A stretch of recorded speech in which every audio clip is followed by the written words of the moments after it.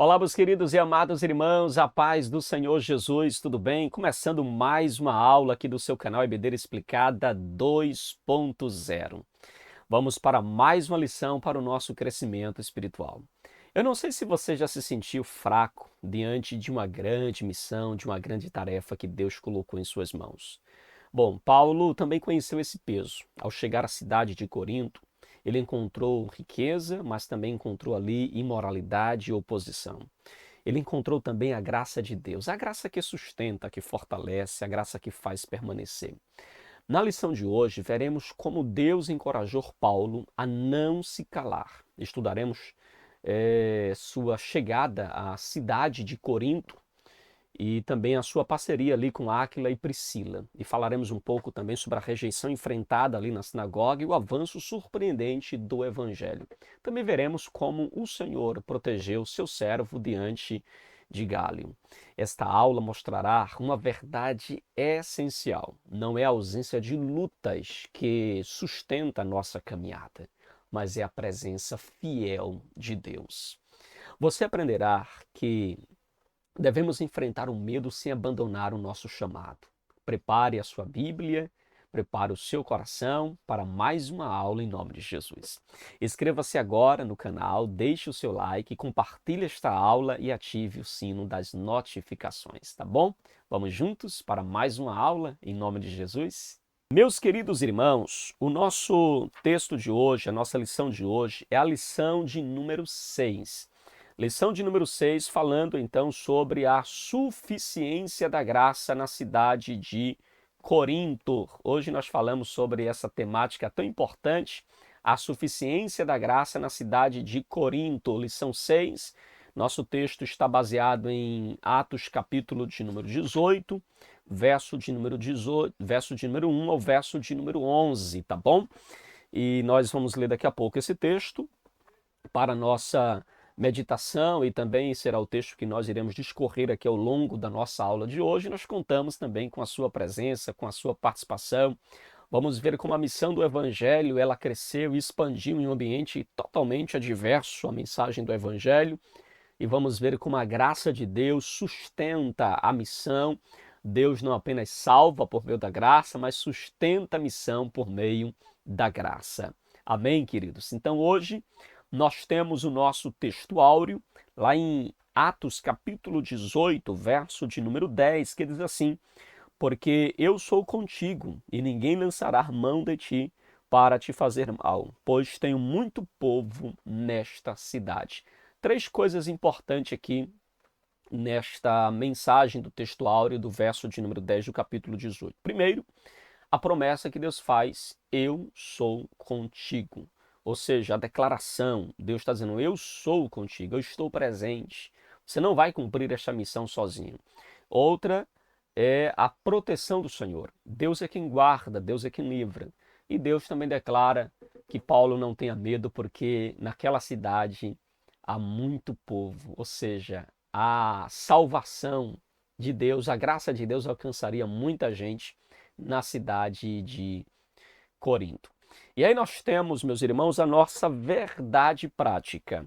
A graça de Deus é suficiente para sustentar o crente em meio às adversidades. Graça suficiente, sustento nas adversidades e a importância de nós conservarmos a fidelidade a Deus, tá bom? A fidelidade ao nosso Senhor e Salvador Jesus Cristo, mesmo em meio às lutas e às batalhas da nossa jornada cristã.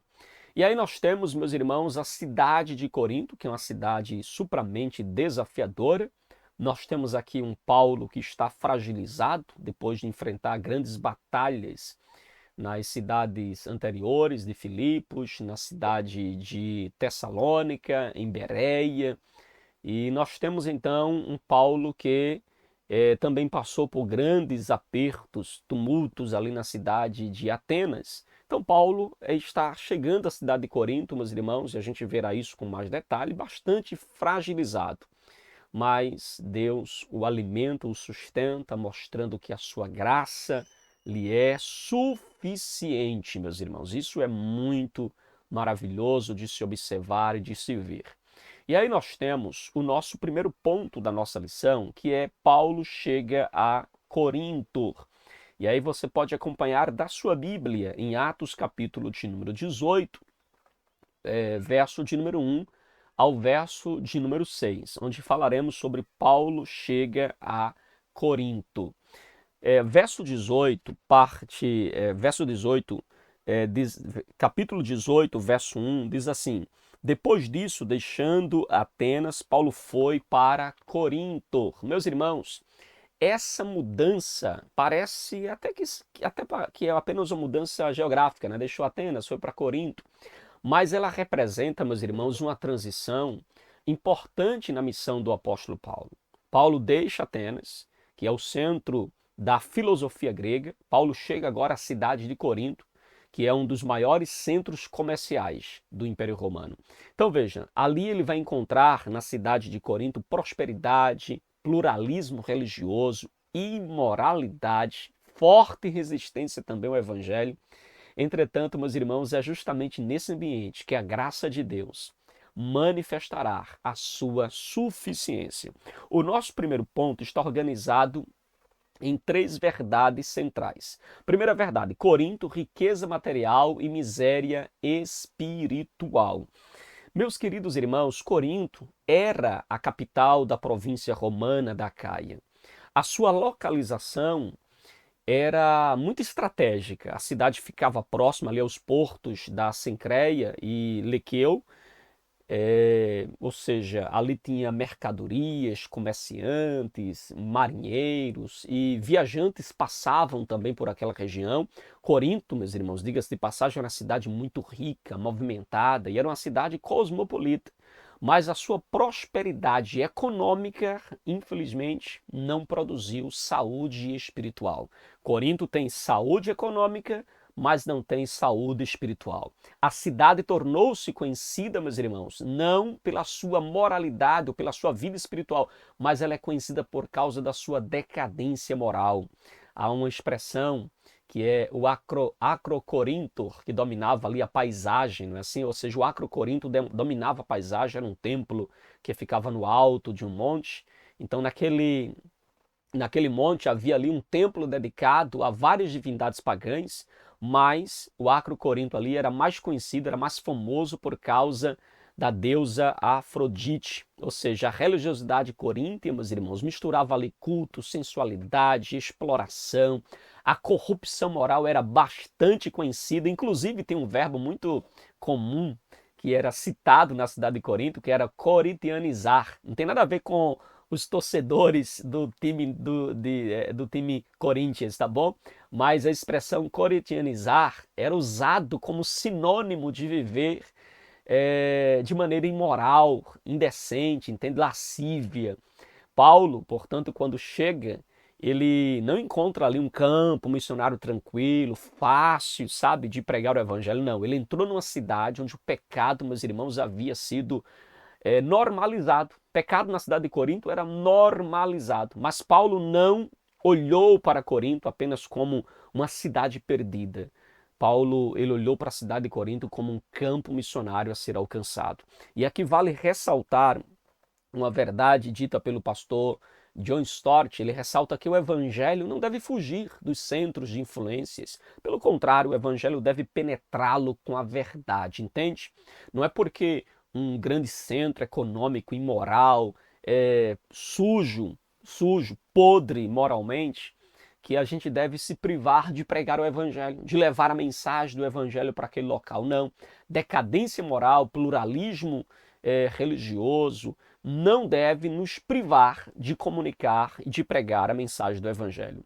As cidades podem possuir riqueza, né, assim como um Corinto possuía, pode possuir cultura, pode possuir entretenimento, e ainda assim a gente percebe que a cidade de Corinto era vazia. O progresso material não cura, meus irmãos, o coração humano. Às vezes a gente pensa que se houvesse prosperidade, o coração do homem estaria mais voltado para Deus, mas os fatos testemunham o contrário.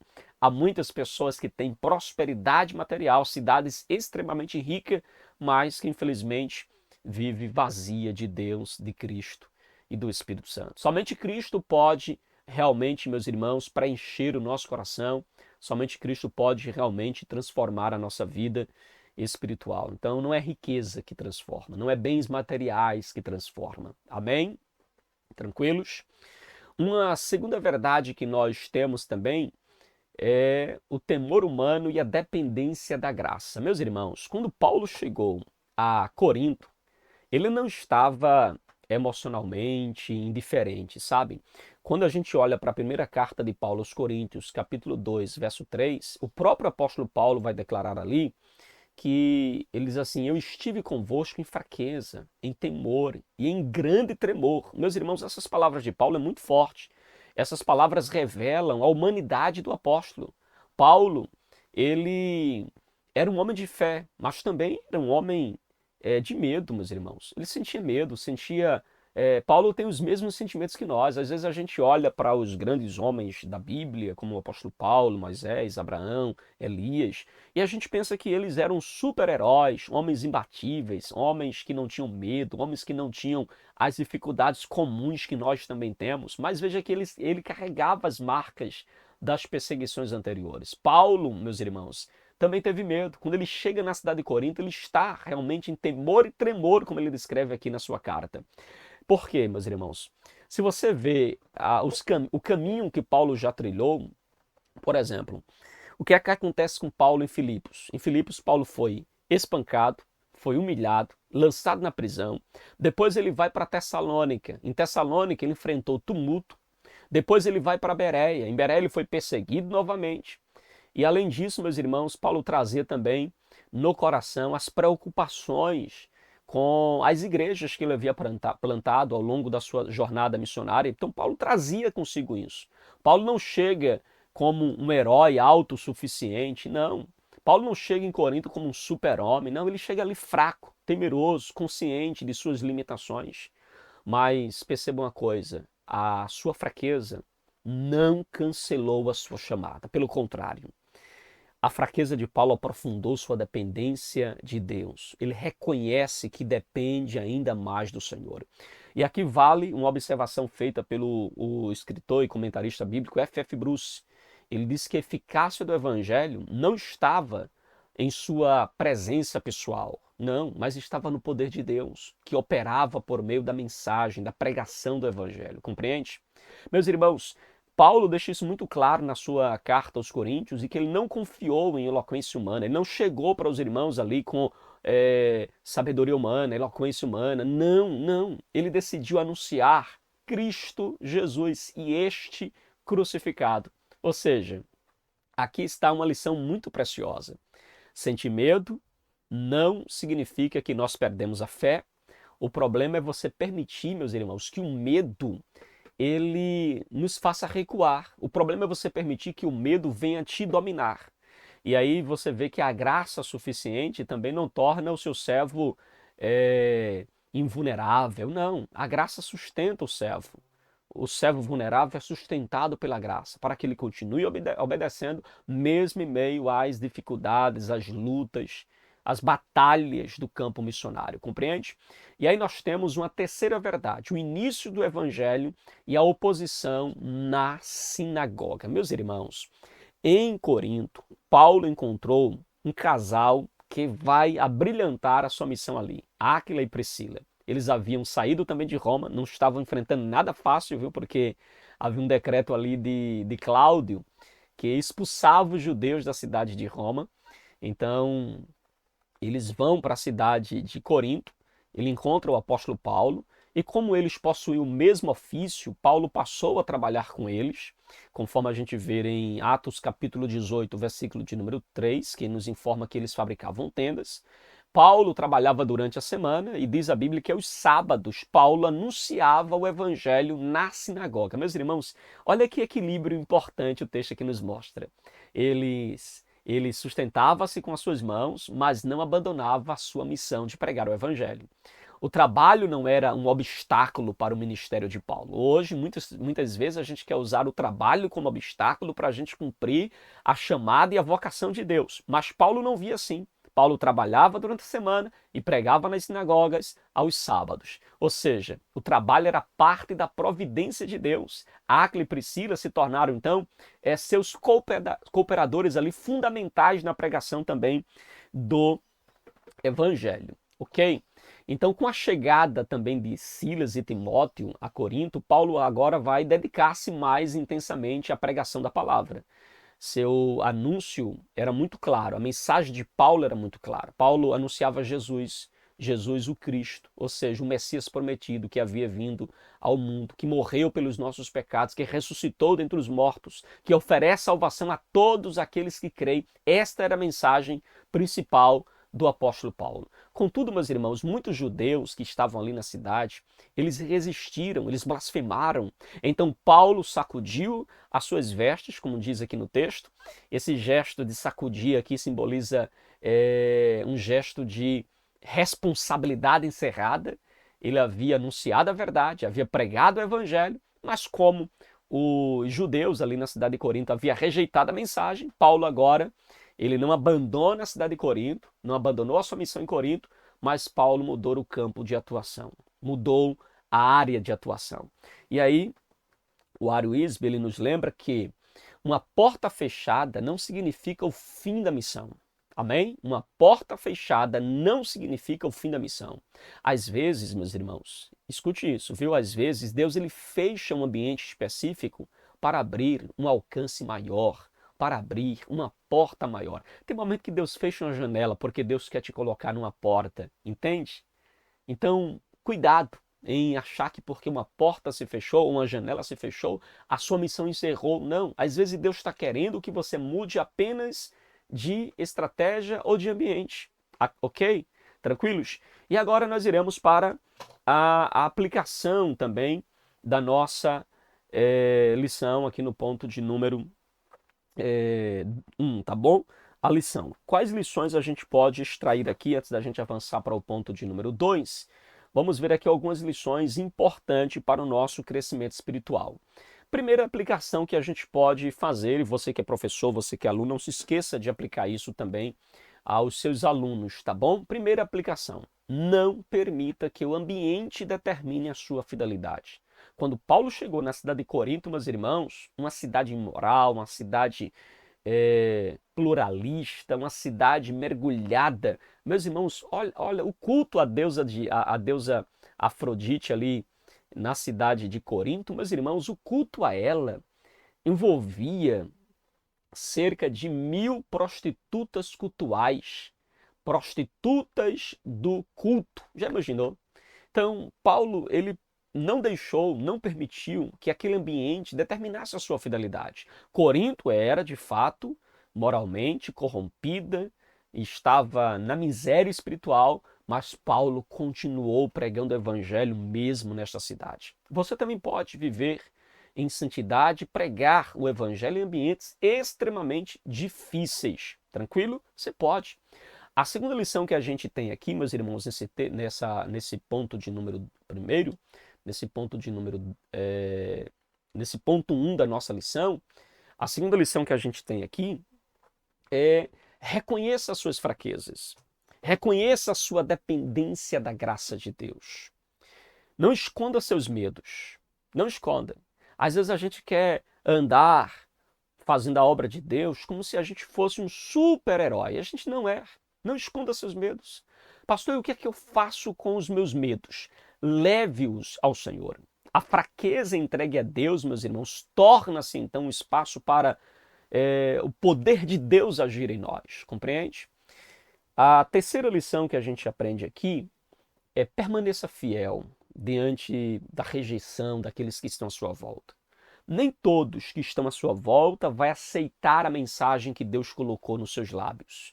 Nem todas as portas permanecerão abertas, mas a rejeição de alguns não anula o propósito de Deus. Não esqueça isso.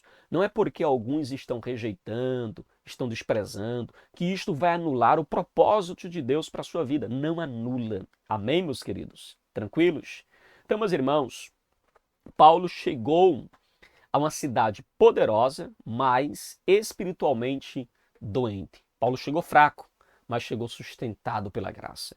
Paulo encontrou na cidade de Corinto oposição, mas também encontrou cooperadores. E aqui está a grande verdade deste ponto de número 1. A missão não avança porque o ambiente é favorável, é agradável, entende? A missão avança porque Deus permanece fiel. A missão de Deus na tua vida vai avançar porque Deus é fiel. Que o Senhor nos ajude a entrar em nossas Corintos, amém? Com coragem, com humildade, com dependência, e que mesmo em fraqueza, mesmo diante das nossas limitações, nós possamos continuar anunciando: Jesus é o Cristo. Amém, queridos? Tranquilos? Vamos então para o nosso ponto de número 2. Então chegamos agora ao ponto de número 2 da nossa lição, e aqui nós temos a continuidade da missão e o encorajamento divino. Paulo, meus irmãos, ele enfrentou resistência na sinagoga, os judeus rejeitaram sua mensagem e chegaram até a blasfemar, mas veja que a oposição não conseguiu interromper a obra de Deus. Paulo mandou, Paulo, meus irmãos, ele mudou de lugar, mas ele não mudou a pregação. Paulo mudou de ambiente, mas Paulo não mudou a mensagem. Paulo mudou geograficamente, mas não mudou o centro da mensagem que Deus havia colocado para ele. Ele deixou a sinagoga, rejeitaram, então ele deixou a sinagoga, mas não abandonou a cidade de Corinto. Isso nos ensina algo muito importante. Uma porta fechada não significa missão encerrada. Às vezes, meus irmãos, Deus permite que um caminho seja interrompido para nos conduzir a uma oportunidade ainda maior. E esse ponto, o ponto de número 2, está organizado em 3 verdades centrais. A primeira, a casa de justo e o avanço do evangelho. Meus irmãos, Atos capítulo 18, versículo de número 7, Atos 18, verso 7, diz o seguinte: saindo dali, entrou na casa de um homem chamado Tício Justo, que era temente a Deus. A casa dele ficava ao lado da sinagoga. Tito Justo era um gentil temente a Deus, temente ao Deus de Israel. Provavelmente frequentava ali a sinagoga, embora não fosse um judeu de nascimento. Quando Paulo, meus irmãos, precisou deixar o ambiente da sinagoga, Justo abriu a porta da sua casa. Meu Deus! Aqui a gente pode já adentrar ao contexto em si, né, da igreja primitiva, que as casas serviam como um ambiente para culto, servia como igreja daquela época. Então, na igreja primitiva, as casas eram fundamentais para a expansão do evangelho. Ainda existe, meus irmãos, ainda existe, né, hoje, muitos lugares em que é hostil a presença de templos, e as igrejas funcionam também nas casas. E eu penso que quanto mais perto do fim a gente estiver e as perseguições à igreja se intensifiquem, quem sabe a gente termine voltando, né, a cultuar em porções menores nas residências, nos lares, devido à perseguição. Ainda não existiam naquela época grandes templos cristãos, então os discípulos se reuniam nos lares, nas residências. Ali eles oravam, ali eles cantavam, ali eles ensinavam a palavra, eles partiam o pão, eles fortaleciam a fé e a comunhão uns com os outros. E a casa de justo ficava, curiosamente, ao lado da sinagoga. Isso era estrategicamente importante, deve ter causado um choque terrível para aqueles que continuavam frequentando a sinagoga e ver que nos dias dos cultos na casa de justo, alguns iam para a casa dele ao invés de ir para a sinagoga. Isso deve ter causado um ciúme terrível. Paulo não foi para longe. A nova comunidade cristã passou agora a se reunir-se ali diretamente, né, ou praticamente ali ao lado da sinagoga. Então, diante daqueles que haviam rejeitado a mensagem, agora ao lado da sinagoga estava a comunidade da igreja se reunindo e cultuando a Deus. Então, meus irmãos, a oposição fechou uma porta, mas Deus abriu outra porta, bem ao lado, bem ao lado. Às vezes isso acontece também ainda hoje. Há muitos ambientes em que não se pode mais pregar o verdadeiro evangelho, o evangelho genuíno.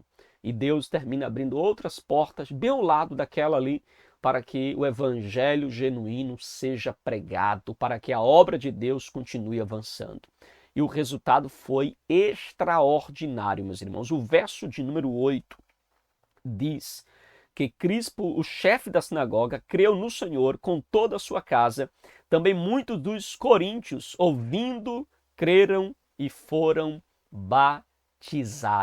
Meu Deus! Crispo, principal da sinagoga, o chefe, o pastor presidente da sinagoga, se converteu e agora está frequentando a casa de Justo, juntamente com o apóstolo Paulo. Meus irmãos, Crispo não era um homem qualquer. Ele era o chefe da sinagoga. Ele possuía influência, respeito. Ele possuía responsabilidades religiosas com a sinagoga. Agora, a sua conversão demonstra claramente o poder transformador do evangelho. Além dele, diz o texto que muitos coríntios, ouvindo a mensagem, creram e foram batizados. Olha que sequência linda o texto nos aponta. Eles ouviram, eles creram, eles foram batizados, ou seja, a fé nasceu por meio da palavra anunciada por meio do apóstolo Paulo. Amém, queridos? John Stott, ele destaca que a missão cristã avança quando a igreja permanece fiel à proclamação do evangelho. Amém, meus irmãos? Não precisamos, meus irmãos, tornar a mensagem mais confortável, mais palatável, não. O que nós precisamos é anunciar a palavra com fidelidade, com amor e com clareza. Amém? Tranquilos?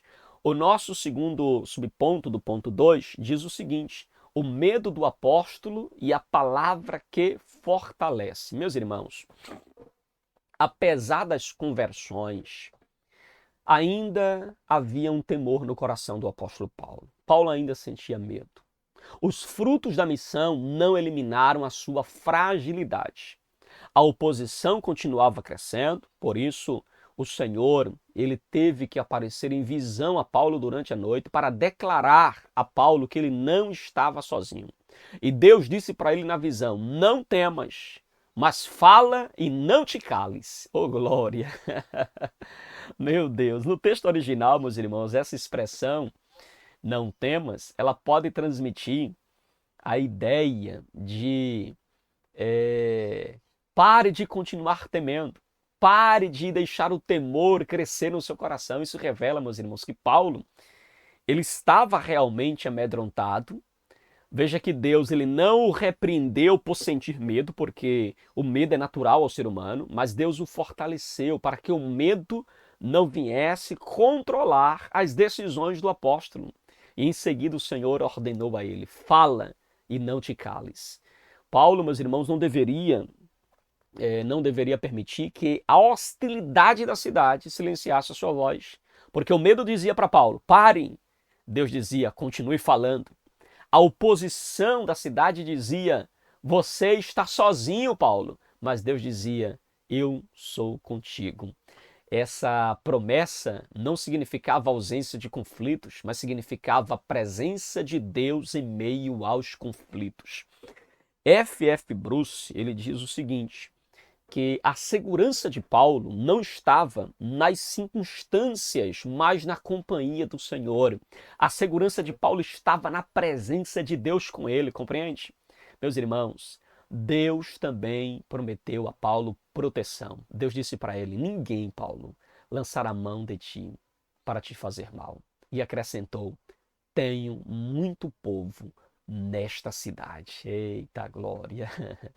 Paulo enxergava uma cidade corrompida. Deus enxergava pessoas que seriam alcançadas pela graça. Paulo via resistência, mas Deus, ele estava vendo uma igreja nascendo, meus irmãos, pessoas se convertendo. Paulo não conhecia todos os que creriam no evangelho, mas Deus conhecia o resultado da pregação, o resultado da mensagem, da palavra, compreende? Tem momento que a gente vai pregar o evangelho e a gente não sabe o que vai acontecer, mas os céus, ele já conhece o resultado da obra que ele colocou em nossas mãos. Amém, meus irmãos? E aí nós temos o nosso terceiro subponto do nosso ponto de número 2. Graça suficiente, perseverança e transição. Fortalecido pela promessa de Deus, Paulo agora permanece em Corinto. durante ali 1 ano e 8 meses, ou melhor, 1 ano e 6 meses, né? 18 meses Paulo fica na cidade de Corinto, meus irmãos. Foi uma das permanências mais longas do seu ministério. Em uma cidade completamente alheia ao evangelho, uma cidade imoral, mas veja que Paulo permaneceu ali 18 meses na mesma cidade. Atos capítulo de número 18, verso de número 11, diz o seguinte: assim Paulo permaneceu em Corinto 1 ano e 6 meses, ensinando entre eles a palavra de Deus. Olha que detalhe importante. Paulo passou 1 ano e 6 meses ensinando a palavra. Paulo não construiu a igreja, meus irmãos, sobre sua personalidade, mas sobre a palavra. Ele a estabeleceu sobre a palavra, meus irmãos.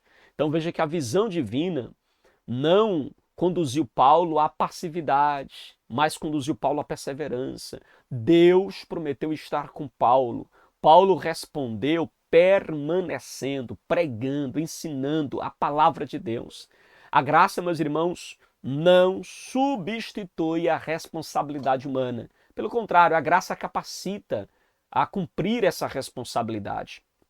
O Warren Wiersbe observa que as promessas de Deus, elas não são almofadas para nós descansarmos e relaxarmos, não, mas elas são fundamentos para nós obedecermos a palavra de Deus. Amém, meus irmãos? Paulo enfrentaria conflitos, Paulo seria levado ao tribunal diante do procônsul Gálio, mas agora ele possuía uma palavra, ele possuía, meus irmãos, uma palavra de Deus dentro do seu coração para sustentar a sua caminhada, uma mensagem do céu para confortá-lo diante das dificuldades. E a mensagem de Deus para ele era: eu sou contigo, oh glória, louvado seja o Senhor.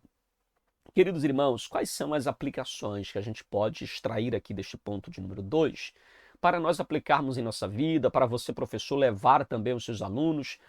Aqui vai 3 lições preciosas. Primeira lição, meus irmãos, primeira lição: não pare quando uma porta se fechar, ok? Não pare. Ah, pastor, a porta se fechou aqui, vou parar, vou voltar, vou estacionar, vou entrar numa inércia. Não pare, ok? Pastor, o que é que eu faço? Ore, avalie e procure a direção de Deus diante dessa porta fechada. Talvez a nova oportunidade esteja muito perto de você, talvez esteja ao lado dessa porta fechada, compreende? Assim como foi para o apóstolo Paulo. A segunda lição que a gente tem aqui, neste ponto 2, é: não permita que o medo silencie o seu testemunho. Tem muita gente silenciada por causa do medo. Reconheça a sua fragilidade, mas continue obedecendo. Reconheça que você não é autossuficiente, mas continue confiando na presença de Deus, porque a presença de Deus, meus irmãos, é maior do que qualquer oposição, ok? Terceira lição que a gente aprende aqui é a seguinte: permaneça ensinando a palavra de Deus. Permaneça ensinando.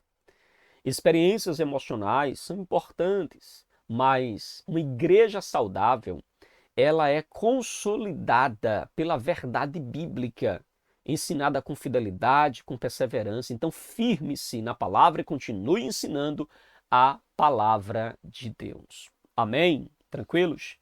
Amém, meus queridos? Então, veja, este ponto nos mostra que Paulo não perseverou porque era invencível. Não, ele perseverou porque Deus estava presente. A casa de justo a casa de justo ali abriu-se como uma oportunidade da obra continuar, entende? Da obra avançar. E aí você vê que Crispo creu, muitos ali foram batizados e Paulo permaneceu ensinando a palavra de Deus. E aqui vai uma verdade principal deste ponto de número 2. Quando Deus diz: eu estou contigo, a nossa fraqueza não precisa ser o fim. Ela pode tornar-se o lugar aonde a graça nos fortalece para nós continuarmos a jornada. Que o Senhor nos ajude a não temer, a não nos calar e a permanecer fiéis à missão que nós recebemos de suas mãos. Ok? Tranquilos? Vamos para o nosso terceiro e último ponto da nossa lição de hoje. Terceiro ponto da nossa lição fala: Paulo diante de Gálio, a graça que sustenta em meio à oposição. Meus irmãos, Deus havia falado com Paulo, dizendo a ele: não temas, mas fala e não te cales, não é isso? O Senhor também prometeu: eu sou contigo. Mas veja que essa promessa de Deus para Paulo não significava que Paulo não enfrentaria conflito, seria tudo mil maravilhas, entende? A presença de Deus não elimina necessariamente a batalha, compreende? Ela garante que a batalha não frustrará os propósitos divinos, ok? Não vai frustrar, mas não nos garante que não haverá batalhas, que não haverá embates, entende? Depois de 18 meses ensinando a palavra de Deus na cidade de Corinto, Paulo, meus irmãos, ele foi arrastado, ele foi levado ao tribunal. Seus adversários tentaram usar ali a autoridade política para interromper a missão que Deus colocou nas mãos de Paulo.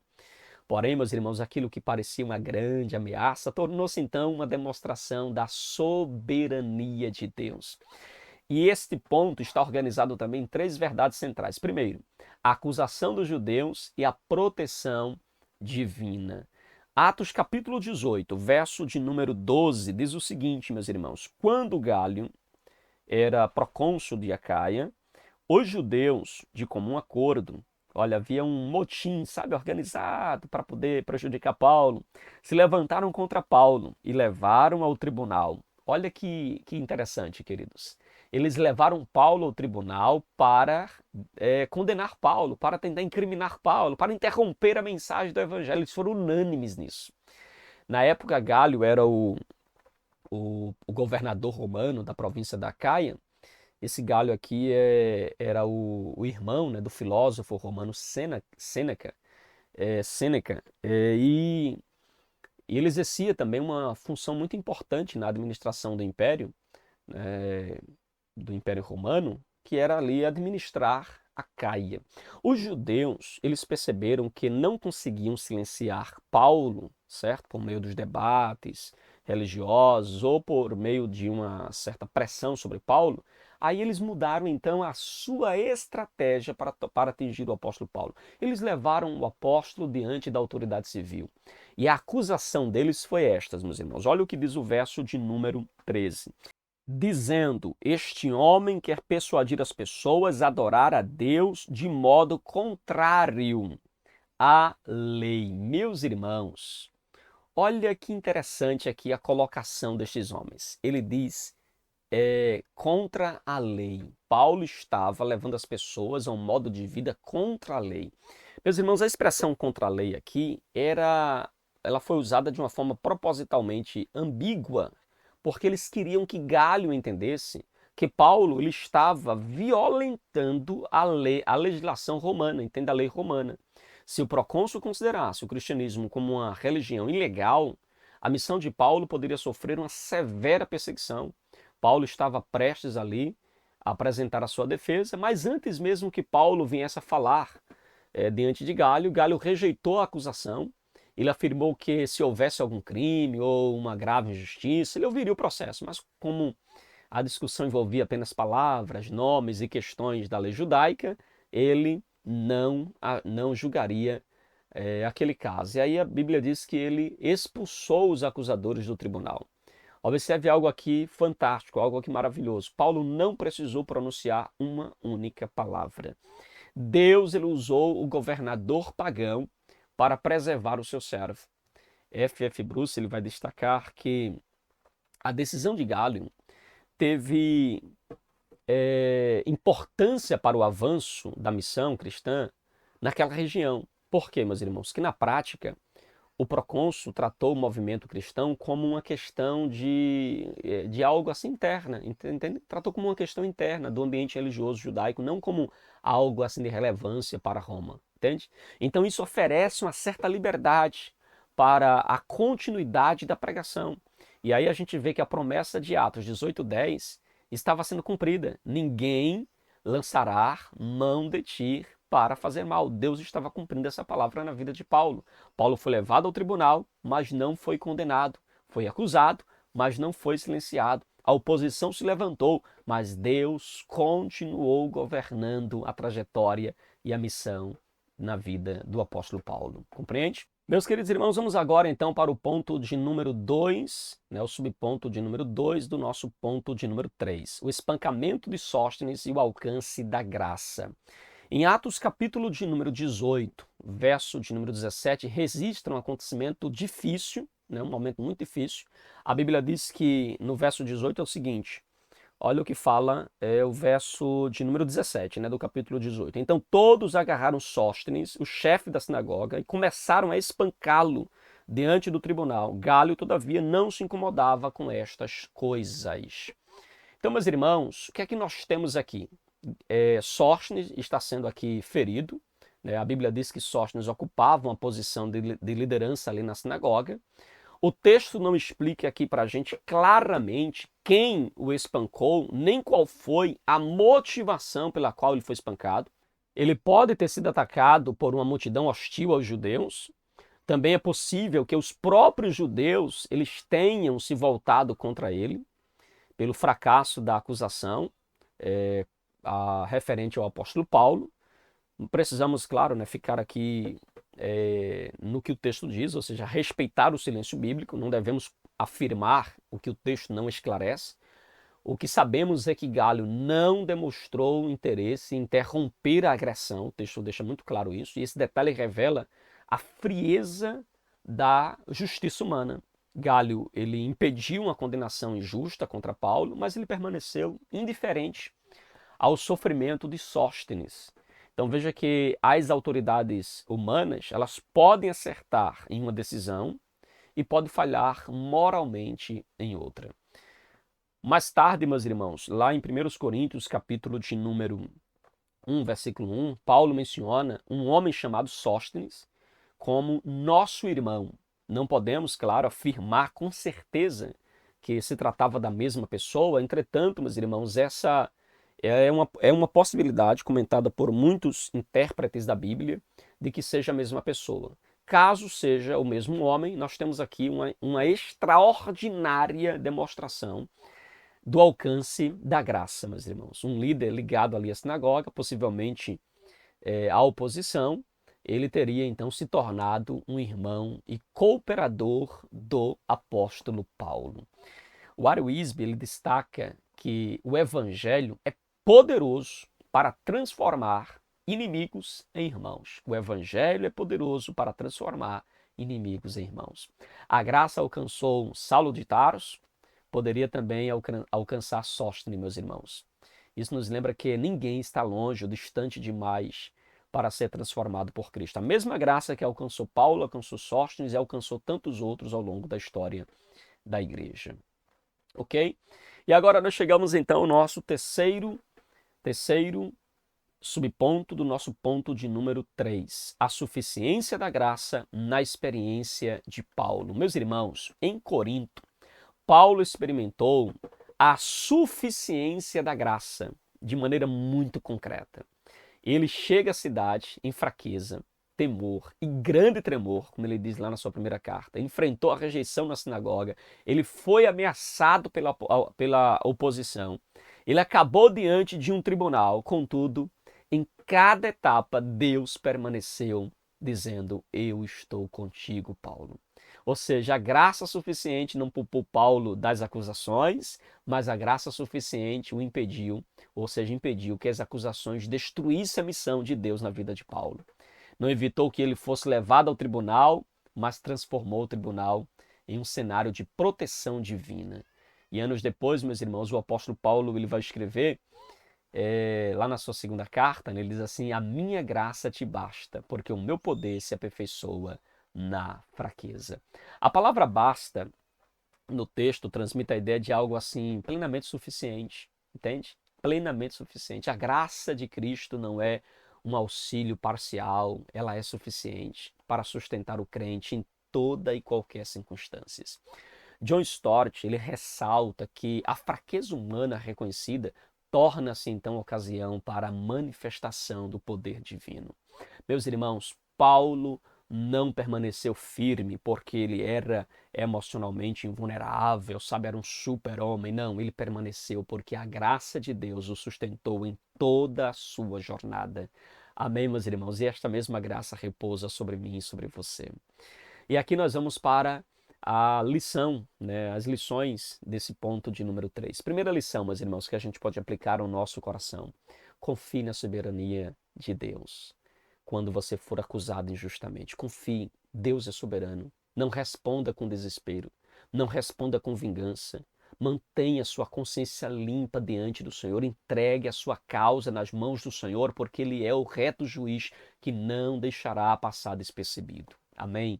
A segunda lição que a gente aprende aqui é não permita que os limites, né, assim, da sua jornada, da sua caminhada, não permita que os limites das circunstâncias ao seu redor venham limitar o alcance da graça de Deus. Então não limite a graça de Deus.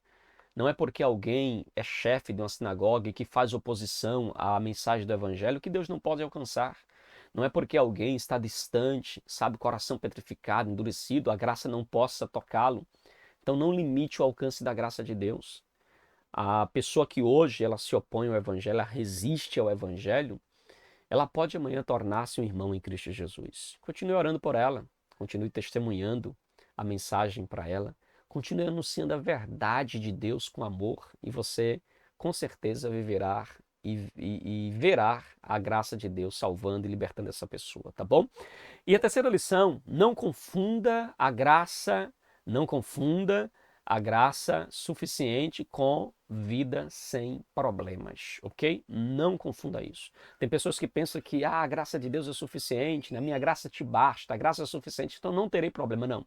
A graça não promete ausência de tribunais, ausência de crises, ausência de conflitos, ausência de oposição, mas a graça promete a presença de Deus em cada tribunal que nós enfrentarmos, ok? Então, meus irmãos, este ponto nos mostra que a oposição não possui a palavra final. Os judeus acusaram, Galho recusou a denúncia, Paulo foi preservado e a missão, ela continuou para a glória de Deus. E aqui está a grande verdade desse ponto de número 3. A graça de Deus não apenas nos salva, mas ela também nos sustenta, nos protege, nos fortalece para que nós venhamos permanecer fiel.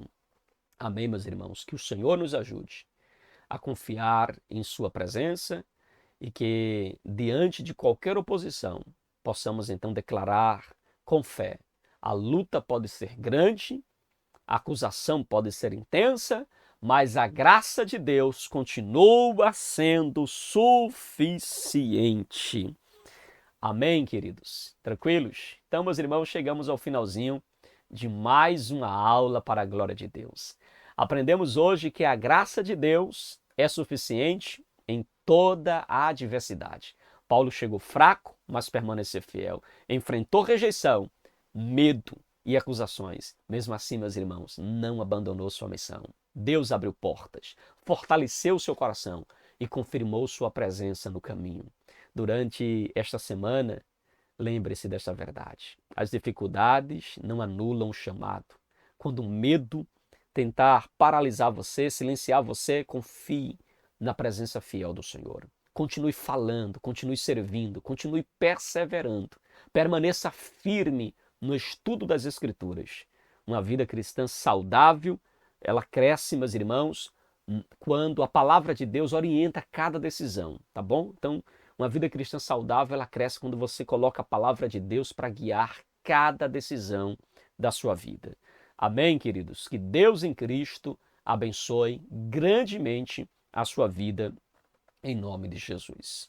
Meus queridos irmãos, se inscreva no canal EBD Explicada 2.0. Deixe seu like, compartilhe esta aula com outras pessoas que precisam aprender mais da palavra. Ative também o sininho das notificações. Escreva aqui nos comentários seu maior aprendizado, tá bom? Qual foi o seu maior aprendizado na aula de hoje? E acompanhe conosco a nossa próxima aula, permitindo Deus. Lembrando aos irmãos que nós temos aqui no canal também vídeos interativos da nossa lição e temos também aqui no canal um podcast preparado exclusivamente para você que quer aprimorar e acrescentar aí a sua aula da Escola Bíblica. Tá bom? Que Deus abençoe sua vida, Deus abençoe sua casa. Nós ficamos por aqui em nome de Jesus.